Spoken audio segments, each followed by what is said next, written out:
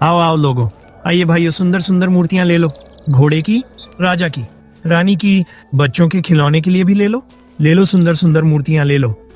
मगर कोई भी ग्राहक मोहन की ओर नहीं आता। मोहन सुबह से शाम तक वहीं बैठा रहता है। अब क्या करें मिट्ठू, एक भी मूर्ति बिकी नहीं और मेरे पास तो इतना धन भी नहीं है कि कुछ खरीद कर घर ले जा सकूं। ओहो, बात तो चिंता की है और मुझे भी बहुत तेज भूख लगी है। ठीक उसी वक्त गांव का मुखिया आता है। ए मोहन, अरे भैया तुझे याद है, तू कुछ समय पहले मुझसे उधार लेकर गया था और कहा था कि 2 दिन में लौटा देगा। आज 3 साल हो गए हैं, तूने अभी तक उधार न चुकाया, कब देगा? मुखिया जी देखिए, मैं बहुत जल्दी चुका दूंगा। जब मैंने लिया था तब मुझे लगा था कि मेरी मूर्तियां बिक जाएंगी, लेकिन ऐसा नहीं हुआ। अरे नहीं बिकी तो मैं क्या करूं? मेरी बात कान खोल के सुन ले। गांव में शायद ही कोई ऐसा होगा जिससे तूने कर्ज ना लिया हो और सभी मेरे पास शिकायत लेकर आते हैं। इसीलिए गांव के मुखिया होने के नाते मैं तुझे केवल 3 दिन की मोहलत देता हूं। अगर तूने 3 दिन में मेरा और बाकी सबका कर्जा नहीं चुकाया तो मैं तुझे तेरी झोपड़ी से धक्के मारकर बाहर निकालूंगा। हाँ।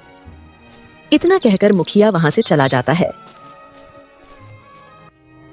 मोहन उदास मन से अपनी मूर्तियां समेटता है।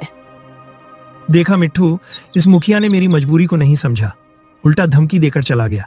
क्या ऐसा होता है मुखिया? उसे अपने गांव के लोगों की समस्याओं को समझना चाहिए ना। हाँ, वह सब तो सही है मोहन, पर अब तुम खाओगे क्या? मैं तो पेड़ों पर उड़कर कहीं से भी कच्चे पके फल खा सकता हूँ। अरे पर भूख तो मुझे भी बहुत लग रही है मिट्ठू, लेकिन समझ नहीं आ रहा कि धन कहाँ से लाऊं। मेरे पास एक उपाय है।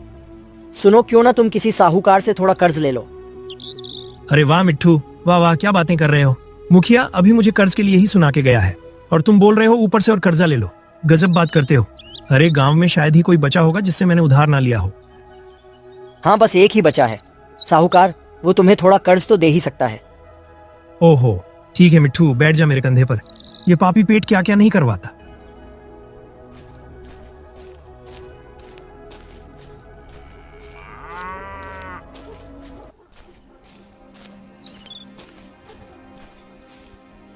मोहन और तोता साहूकार की हवेली में खड़े होते हैं। अरे मूर्तिकार मेरे दरवाजे पर।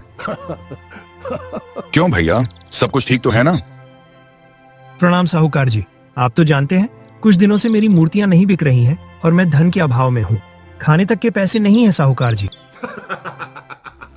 अरे ये क्यों नहीं कहता कि 3 साल से किसी ने तेरी मूर्तियां नहीं खरीदी?